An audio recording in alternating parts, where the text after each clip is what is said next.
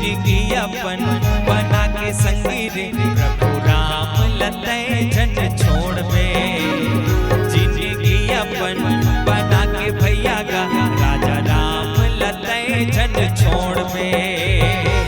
ए मोर दीदी तकरिया खाले, ए मोर बहनी तकरिया खाले, राजा राम लतै जन छोड़ बे।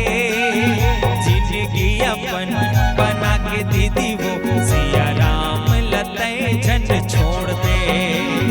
जिंदगी अपन बना के बहनी मोर राजा राम लतै जन छोड़ दे।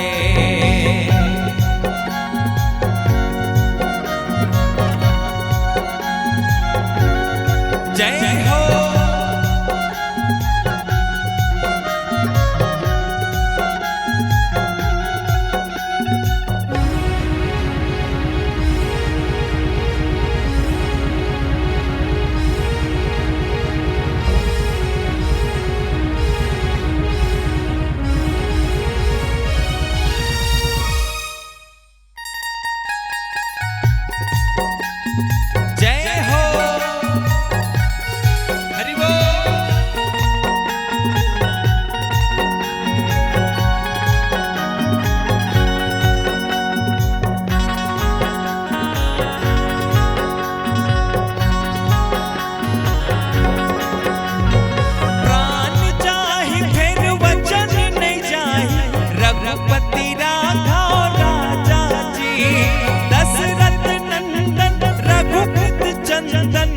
कौशल्या के दुलारा जी।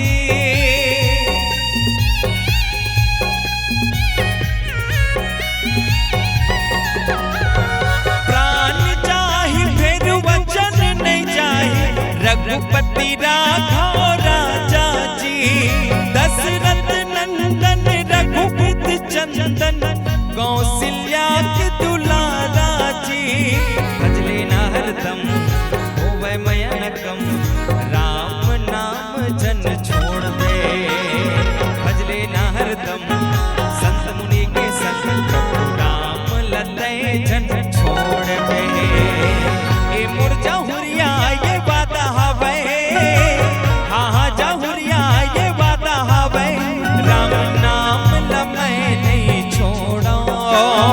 दुनिया ला छोड़ो मगर संगी रे, प्रभु राम लमै नहीं छोड़ो। दुनिया ला छोड़ो मगर संगी रे, राजा राम लमै नहीं छोड़ो।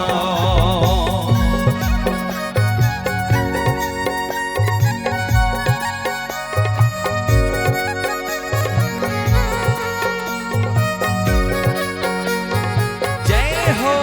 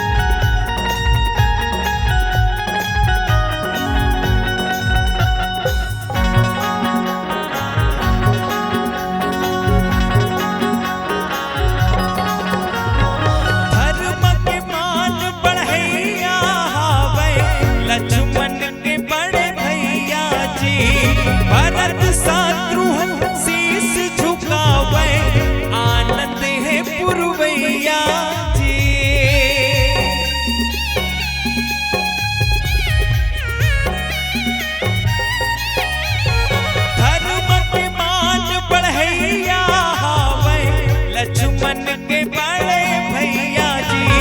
भरत शत्रुघ्न शीश झुकावे, आनंद है पुरवैया जी। भजले ना हरदम होवे मयनकम, राम नाम जन छोड़वे। भजले ना हरदम संत मुनि के संग, राम नाम जन छोड़वे। ए मोर